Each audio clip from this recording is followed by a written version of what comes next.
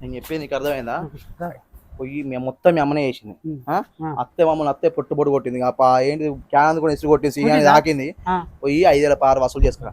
5,000 వసూలు చేసుకొచ్చాం అనుకో, నీకు అక్కడ మంచిగా ఉంటది. నీకు అన్ని రకాలుగా మంచిగా వినాయకుని దగ్గర అయిపోయేదాకా నీదే హవా ఉంటది. చెప్పింది అర్థం చేసుకొని చేసుకురా. అయినా ఉంటదా? నాకు భయం అవుతుంది. అయితే మరి ఎనికెనికనే ఉంటా. సరే అవ్వా, మనం వినాయకుడి చంద ఇయ్యాలి. వచ్చినావా అయ్యా? నువ్వు మళ్ళా పట్టుకొని వచ్చినావా?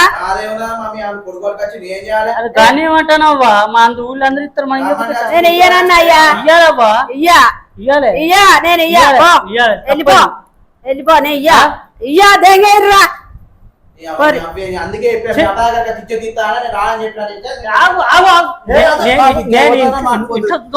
నేను పోతా. నా ఇజ్జ మొత్తం పోతున్నాడు. ఇయ్యపోతే నా ఇజ్జ మొత్తం పోతాను. ఊళ్ళో అందరు ఇచ్చి నొక్కని ఇయ్యలే. నా ఇజ్జ మొత్తం నన్ను మొత్తం రాణిస్తలేడు. నేను ఇయ్యపోతే నేను సపరేట్ ఊళ్ళకి వెళ్ళిపోతాను. వెళ్ళిపో అవ్వా వెళ్ళిపో. నేను ఉంటాను, ఇంట్లో ఉంటాను. అవ్వ నేను ఎందుకుంటా ఈ ఊళ్ళే నీ అవ్వ. ఇంక బట్ట అయితే పెట్టు, మరి కొంచెం మర్చి పెట్టు. పైసలు ఉంటాయి. ఒక 500 రూపాయి లేదు. నేను పోతా. నా ఇద్దరు మొత్తం పోతా. నువ్వు చెప్పతా. రూపాయి లేదు నా దగ్గర.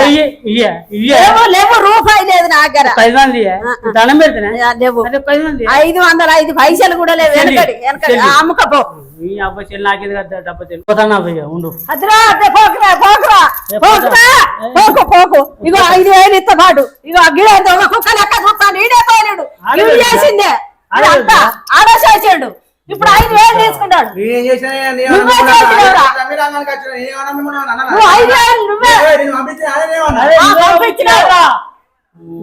నువ్వే పంపించి కాదురా.